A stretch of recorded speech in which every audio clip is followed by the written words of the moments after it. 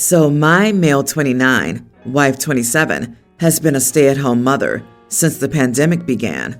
She lost her job because of the global issue, and given that we were stuck at home most of the time, we decided that it was better for us to fire our housekeeper and have her be a stay-at-home mom, at least until the kids, young grammar school female, preschool male, toddler male, were a little older. And it's mostly been fine. We split chores around 40% me, 60% her. She does most of the daily household work, and I take over when I get home, except on weekends, when we either work together or one of us relaxes. The thing is, I gave her free rein on the monthly financials of the household. We thought she spent most of the time buying things for the family. She'd know best what to buy, how, and when, and it would be a waste of time to discuss every purchase or financial decision. And that was fine as well, until about 4 months ago, when I noticed some discrepancies. I began noticing a bunch of $49.99 or $99.99 purchases. Initially, I didn't pay them any mind, but over time, there were more and more. So eventually, I did a little digging, checked who the purchases were made to, and tracked how often, looked at what my wife does in her free time. Long story short, over just the last 2 months, she spent $10K on gotcha games. Look, I'm not ridiculous. I understand people have hobbies that can require expensive purchases. I spend $200 on video games every month, but $10K in 2 months on gotcha games? Games specifically designed to keep you paying and paying. I consider it a real problem. So I confronted her. I told her that I'm not giving her a blank check anymore, not unless she seeks professional help. I told her that I called our old housekeeper and she'll start working with us again this month to help her with the kids. She said it's not that big of a deal because we can afford it.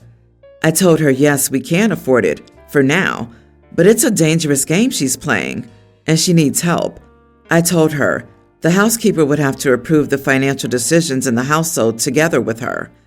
Then she called me an idiot and said that I was financially controlling her because I was the only source of income in that household. Am I the idiot for not giving my stay-at-home wife any more money until she seeks help? $10K in 2 months? Impressive. Not the idiot. This isn't about being financially controlling. It's being responsible with money. Her argument that you can afford it is honestly terrifying. She spent $10K in 2 months on basically nothing at all? Nothing. It's not even gambling in the sense that she could have won something. She just spent it on digital nothingness. And if she keeps it up at that pace, you're not going to be able to afford it. You could lose your house, your savings. You could end up in some kind of debt you can't dig your way out of. She needs therapy. Yeah, I'll bet she didn't even realize it had gotten to that extent. Your wife has a problem, one that could potentially create significant problems for your family. Do you know if she was doing that with the money she earned before? Personally, I think she should go back to work to pay off her gaming addiction without a housekeeper. Given that you've already rehired the housekeeper, you should still expect better accountability. Start with paying the housekeeper's salary with her earnings. You are the idiot because this housekeeper thing is insane. Overall, I'm on board with this post, but you cannot put this on your housekeeper. She cleans houses. It's not her job to be a financial babysitter for your wife's app store addictions, and you're putting her in a terrible position by expecting this of her. It sets up an innocent worker to bear the brunt of your wife's abuse and insult when you're not around. Agreed. This took a wild turn. Why would your housekeeper be an appropriate person for this at all? Really? You need to have a conversation with your wife about it and why she's doing it. Did she know she spent that much? Is it an addiction? Is it depression? Do you actually just make enough money that it doesn't matter? Is she financially literate? Does she have some kind of financial trauma that makes budgeting hard or impossible, and it just became relevant when she got into these games? From there, you can look into counselors or therapists, but suddenly and without warning, cutting her off and setting up a gatekeeper, a la your housekeeper, truly sucks. My friend and his wife just bought their first home. It's a fixer-upper, and I've been helping them out with the fixing. My father was a handyman and contractor, so I have a lot of skills and experience doing maintenance, repairs, and upgrades on a house. I also have the tools I need to do most of the work. This last weekend, I was helping paint the dining room. I had everything set up the way I wanted, and I was ready to go. For some reason, his wife decides to let their dogs into the room I'm painting. One steps into the roller tray and then jumps on me. His wife laughed it off like it wasn't a big deal that I now had paw prints on me. I also had to throw out that primer because it had mud in it now. I had told them both to let me do the work in peace. After I prepared a new tray of paint, I wrote curse words in huge letters on the wall in primer. For those of you who may not know, primer is the coat of paint that you put down before the actual paint. For lack of a better word, it sticks to the wall better, and when it dries, it creates a better surface for the paint to stick to. His wife saw it and freaked. She said I was drawing profanity in her house. I told her it was primer and to stay out of my way. I then finished the job and went home. My friend called me and said that I had really upset his wife with my childishness and that she wouldn't let me back until I apologized. I asked him what I was apologizing for. He said that I wrote a curse word on his wall. I asked him to provide a picture. He said he couldn't since I had painted over it. I asked what the problem was then, since the word wasn't there anymore. He said that I needed to apologize. I said that his wanting me to apologize was in no way the same as my needing to apologize. He said that I could not come back until I did. No problem for me. I was helping him for free on my weeks off from work. He called me 2 days later and asked if I was coming to finish painting since I would be away at work for 3 weeks. I said I wasn't ready to apologize yet, and maybe I would when I got back. I probably won't. Now she's telling everyone that I'm a crappy person for leaving a job half finished. I told everyone who asked that I was working for free and that they told me not to return. Now there's a big fight in our friend group between the people who think I should keep the peace and those who think she's an entitled whiner. No one else is volunteering to help at their house, and now they either have to do half the job or pay someone. I'm getting grief for that too. Am I the idiot? OMG, not the idiot. Oh, what a scary threat. You can't come back and work for free on your days off unless you apologize? Well, gosh, can't I? Guess I'll just have to watch TV then. If they want you to come back and paint their stupid fixer-upper for free, then they can suck it up and be grateful. Do not act like their highness are doing you a favor by letting you paint on your time off from work. Oh, thank you so much for letting me work for free. They would have been charged extra if they hired a professional after the dog incident. And hey, the professional may never come back the next day because they have other projects and will get to their highness later. You wrote that on the wall because you're being taken advantage of in this friendship. Honestly, I would have packed up and walked out after the dog incident. My husband, 26, and I, 25 female, have a young boy. After the first month or so, I took on full responsibility for night feeds. This makes sense since I'm exclusively breastfeeding, and I think there's no reason why we both have to have our sleep interrupted when there's not much my husband can add to that equation. To compensate, my husband usually takes the baby in early mornings with a pumped bottle of milk so I can get a few extra hours of sleep. Although this arrangement does work, the lack of sleep has been taking a toll on my mental health recently. In addition, although my husband is a great and very present dad 99% of the time, there have been multiple occasions very recently in which I felt I'm being treated as the default parent. He's agreed that he needs to be more considerate about automatically assuming that I'll take care of the baby if he wants or needs to do something else. This morning I was particularly exhausted after a difficult night and told my husband I was at my limit and needed a serious break for a few hours. He said no problem. However, about half an hour later, he told me he was going to the gym with his friends and would be back in a few hours. I immediately got very upset and said I couldn't believe he was saying this after the conversation we had just had. He said going to the gym was important for his mental and physical health, so he needed to go. I said I really needed a break now and asked if he could at least go later, e.g. in the evening, so I could get a proper break first. He said I needed to be more flexible, that he would take over taking care of the baby as soon as he was home, and that I could just rely on his mother to help out for a few hours. We live with my in-laws and went anyway. I feel very unsupported and alone. His mother is very helpful, but she has her own responsibilities, and I can't exactly ask her to contact nap with the baby for 3 hours while I relax and unwind. I appreciate that mental and physical health are important for new dads and new moms. So, am I the idiot for wanting my husband to delay his workout for my benefit? You weren't forbidding him from going to the gym completely, just asking him to go at a time that worked better for the family. Honestly, all this stuff about his mental and physical health is irrelevant in this situation. There were several options to get his gym time in and not shaft you on sleep, and he chose none of them because he assumed you'd pick up his slack. Not cool. Not the idiot, and your husband needs to step up. Husband can suck on it, needing this for his mental and physical health.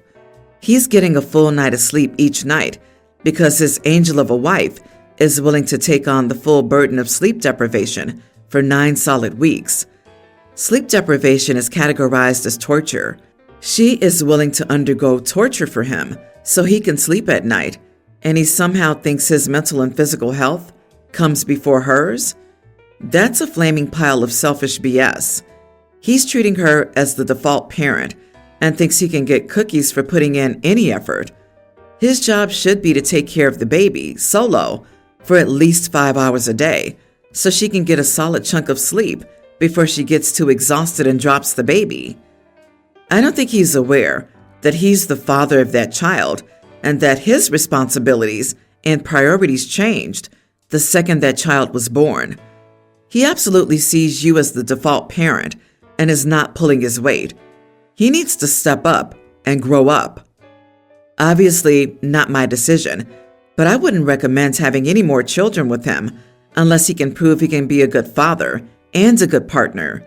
Until that, you're a married single mother, love. I, female 28, have a 2-story house I own. I live in the upper level and rent out the lower floor to people I know personally. One of my rules is not renting to people with kids or pets, primarily dogs, or musicians. It's to avoid noise, destruction of property, and any intrusion into my private space. I know many people who are cool with this, and I rent to them. My rent is usually cheaper too, because I prefer a good tenant over more profit, so it's constantly rented. Anyways, a few months back, my then tenant had to move for a job. This created a vacancy, and I told a few people I knew loved my home space. The sister of one of said friends overheard them discussing the low rent of my property with their spouse and got my number from them. She asked if she could have this home. The issue is that she has 3 kids under 10. She was begging on the phone because apparently our lease was up on her last home. She couldn't afford to renew or get any other place since her partner left them high and dry, etc. I told her I'd already promised another friend and there was no vacancy. I hadn't made any such promise and said that because 1, didn't want to have 3 kids in my home, and 2, did not trust her to pay rent. She begged more, saying she needed the apartment more since she had kids. I told her sorry, no, and left that conversation. I rented it to a couple soon after and forgot all about this. Last week I saw my friend, whose sister had called. When the conversation about home came up, I told him his sister had called. He grimaced, saying she had coerced him to give him my number. I said it was fine and casually asked if she had found a place. He said she did, but it was in a very unsafe neighborhood and very poor living conditions, a studio flat at that. His wife, who was with him, said I was an idiot for not renting my home to her. Am I the idiot? I need it more because I have kids, and there she just showed you exactly what kind of tenant she would be and why you were completely right in saying no vacancy. Not the idiot, Just make sure everything you do follows your laws and regulations. I don't want to live with kids either, and you're right. She likely wouldn't have been able to pay rent, and it would have been a nightmare. Or you would have been the babysitter and forced to call authorities. She sounds like the entitled type, too. Exactly. The woman made it clear she had financial issues, and while I sympathize with her predicament, kids do take a toll on the property, and they can be very noisy. It wouldn't be fair on OP to live in a potentially noisy home with a tenant who's very likely unable to pay the rent. I hope the woman is able to get a good amount of child support from her ex so she can move someplace safe. His wife, who was with him, said I was an idiot for not renting my home to her. I'm petty, so I would have been like, so are you an idiot for not giving them a safer space since it's your family and not mine? People love to spend others' money, use their time, and offer their resources. Part of why you have lower rent is because you have conditions. There's always someone willing to complain and moan about what you should have done to help someone else out, seemingly, especially when the person who needs help is one of their relatives or friends or acquaintances who, for whatever reason, they've chosen not to help. If you won't, then don't come complain to me. By the way, every single mom I've ever rented to has a deadbeat boyfriend waiting to move in. My 31 male, oldest kid, is my wife's biological son that I adopted. Last year, his school recommended he be assessed for a neurological disability. The process of finding a specialist that our insurance will work with has taken a long time. This specialist wants a lot of medical background information on our son. My wife only has her medical background information, which she provided. The specialist said this wasn't sufficient. I found your ex on Facebook, and I messaged him to ask for his family's medical history. I explained why. He immediately blocked me. I found his sister on Facebook after that and sent a similar request. She said she would get me the information. We exchanged emails about this. I got an email from the guy telling me to stay away from him and his family, or he'll sue me. I told the guy I was just trying to find out the information I needed, and that if he wasn't willing to help me, I would explore other avenues. He called me an entitled idiot and said I had no right to his personal information. He said scum like me is the lowest of the low. I have, however, continued to email his sister despite his objections. Am I the idiot here? Sure, it's his personal information, but it's my son's personal information too, and he needs it. Could I actually be in the wrong? Not the idiot. Your wife should have handled it, but you're not an idiot for doing right by your child. X is not obligated to provide anything. I'm curious about the specialist. Have they never heard of adoption before? What do they mean by insufficient? Not everyone has access to both biological parents' family's medical background. I find it hard to believe that they wouldn't complete the testing because bio-dad's an idiot. I would agree with this if the child were his stepson, but he's OP's adopted son, and OP and mom are equally responsible for and entitled to information about the son. Of course, the specialist knows about adoption, but when you may have a heritable condition, it greatly impacts what they test for and what they can rule out. They don't refuse to run the test if you don't have your full background. It is more difficult and often more expensive to make a diagnosis with less information available. LOL, that guy is a disgrace for refusing to provide medical history that could help his child. He abandoned his child as a newborn and now calls you the lowest of the low for asking about medical info? Sounds like a real winner. I'm not sure why so many people don't get why your wife doesn't want to talk to this man. It's pretty obvious to me. Thank you for stepping up for your kid. You're awesome.